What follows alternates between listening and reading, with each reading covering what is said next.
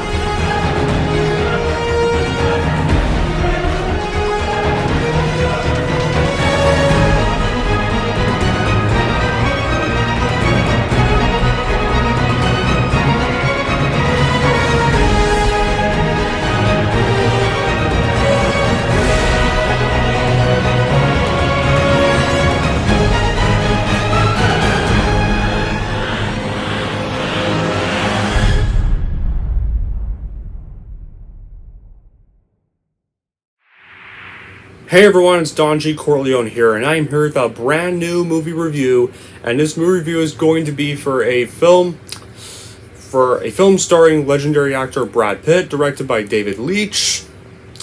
And it's a film that you've probably seen a lot of trailers for to death.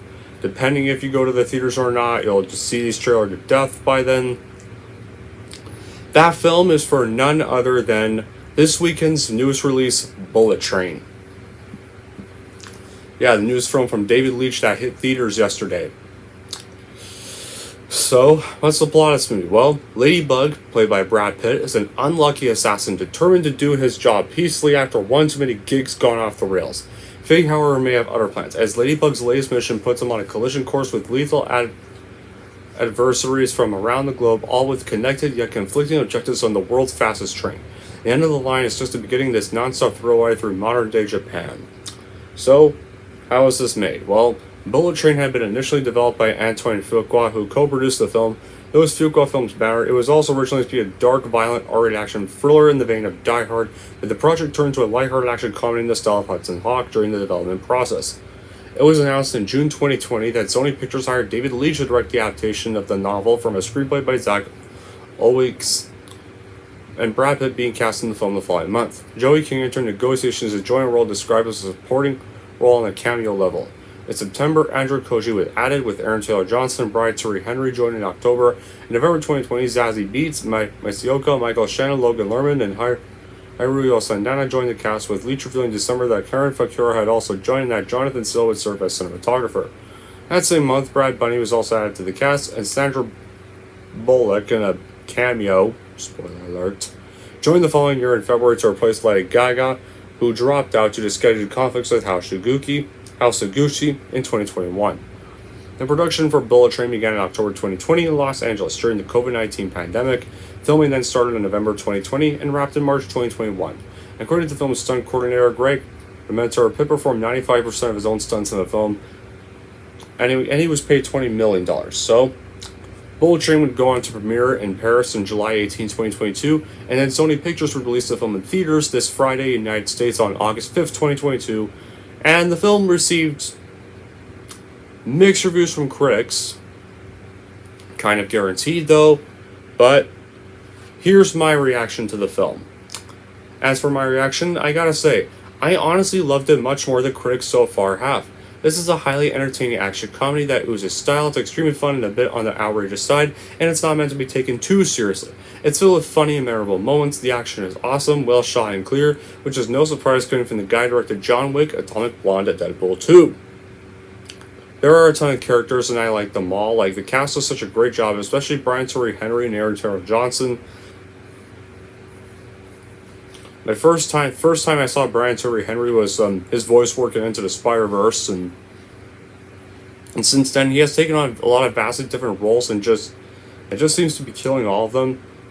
I've always liked Aaron Taylor Johnson as an actor, especially I first saw him in Kick-Ass, and really liked a lot of his performances ever since then, but the way he completely transforms into his character is remarkable, to the point where you don't see Aaron Taylor Johnson. I never realized it was him until the credits, until the end of the movie. So yeah, but I'll admit, when I first saw the trailers, I wasn't too interested, but after I saw the movie after my week hiatus, I'm glad I was proven wrong. It was pretty decent. The actors' performances are great all around. It wasn't just Brad Pitt doing most of his heavy lifting. A lot of star cameos. Standard for me was Channing Tatum. Felt fit for the tad after Brad's cameo in The Lost City, which they both starred in earlier this year. It was great to hear the comic scenes and the action were great. I liked how they were mostly in short bursts and quick. Knowing this was directed by the same guy that Deadpool 2, John Wick, and John Wick Atomic Blonde. Really like that it had the same level of action, but as frivolous as films like Hobbs and Shaw.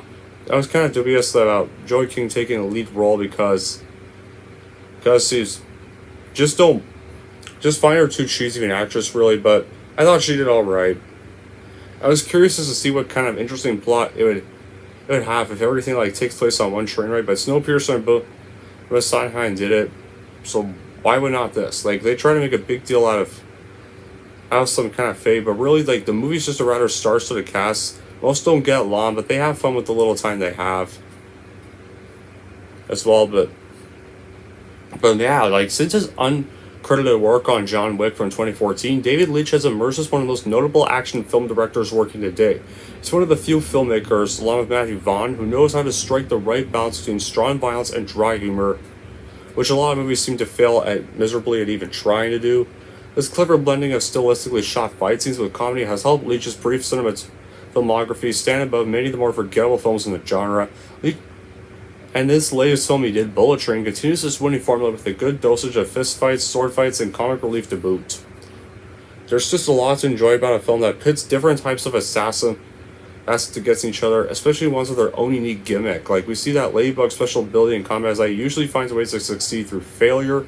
Like an adversary may have gained the upper hand over him in a physical battle, but it's later rounds due to something out of left field that happens to them in the surrounding environment. I couldn't even help but chuckle the sheer silliness of a lot of his misfortunes throughout the film, but at the same time, like I appreciate the creative ways these inevitable victories were written in the story, and moments like these really made me enjoy the character interactions in the film so much more, because all of them had their own funny little quirk that contributed to their overall amusement factor. And like with his previous films, Leitch injects plenty of stylized action to practically every scene, even ones focused mainly on exposition. And anything can end up being used as a weapon, from a scotch glass to a paperback book, sort of like with John Wick and a pencil. Best of all, shaky cam is a rare sight, allowing for more grounded approach to these all-out brawls. The film is primarily set on a train, like Leitch makes the most of the cramped conditions. Whenever characters are fighting against one another, there are very few places for people to hide, other than behind some seats, and by the time the fight is relocated to another carriage, somebody may already be dead. Like additionally, the fast-moving train also provides an opportunity for people to be thrown out windows or be headed using the side of a tunnel. All this might sound incredibly violent, and while it is, most of it is played for comedic effect. Usually whenever a gory moment occurs, that happens so fastly you'll end up laughing at how sudden the whole thing is. And it's the best way to alleviate the severity of scenes like these, is they don't give the audience enough time to process the brutality, and instead allows them to laugh and move on to the next set of action. Do I have bad qualities with this film? Yeah, sure. One of my main problems is that the pacing can be a bit too slow. I think 10 minutes could have been trimmed off to keep the movie fast-paced throughout. The story has a lot of characters, and the way they all tied up wasn't that smooth for some characters. But I think the main problem with this film is the cluttered second act. While everything is set up relatively well during the first third, I found that afterwards the film attempted to get all the different character stories together in a rather sloppy fashion. Instead of all the assassins meeting each other in clever ways, it simply has them interacting for the first time via incidental means. Like for instance, in one scene, Ladybug comes into contact with the assassin named Hornet, who's played by Zazie Beetz. It's simply just bumping into her inside a luggage compartment and causing a fight breaks over misunderstanding rather than something for personal importance. Though these parts did provide some humor, they did feel rather forced at times, and despite this, the third act almost makes up for everything. It's so fast-paced, so exciting, it's so fun to watch it, and you nearly forget about the second act's problems altogether. I also did feel like some scenes were a tad bit too long, especially in the first half, and it wasn't exactly predictable, but it did lack some suspense. Like, you know everyone on the train somehow connected to this story, so the stories will emerge in the end, but you don't know how to get there. There's still no suspense, but I didn't really think it was a mind-blowing film, but it did what it was trying to do. It kind of just felt like a fun spaghetti western on a Japanese train. I tried to give the characters some depth, but it wasn't much. The plot sometimes weak and that's irrelevant because it's not what the movie is for. Not something to make sense of. It's just one of those nonsensical fun action films that appear for the part of your brain that likes seeing things blow up or car chases to get your heart pumped. And there is a scene in the post-credits right after, so do make sure you stay for the post-credits if you watch this film. So yeah, in the end, despite some bad qualities, I enjoy Bullet Train more than many other people have apparently, and I think it is worth seeing in theaters for sure. Anyway, that's it for my review of Bullet Train. If you're wondering how I'm going to rank Bullet Train, here's how I'm going to rank this movie. So overall, if you just want to see a fun, normal, non-woke, turn-off-brain action film, then easily give this movie a watch and buy it add to your collection for sure. If you're wondering how I'm going to rank Bullet Train, I'm going to give Bullet Train an 8 out of 10. And there we go. That wraps up my review for Bullet Train. I think that might be the only really blockbuster that's really coming out this week. Or month, likely. I forget what else is coming out for the last month of summer, but the summer's coming to a close. Kind of a little fast this year, I gotta say. But hey, at least we're getting closer to the fall. So yeah, we're getting close to the good start to the fall. So at least there's that part.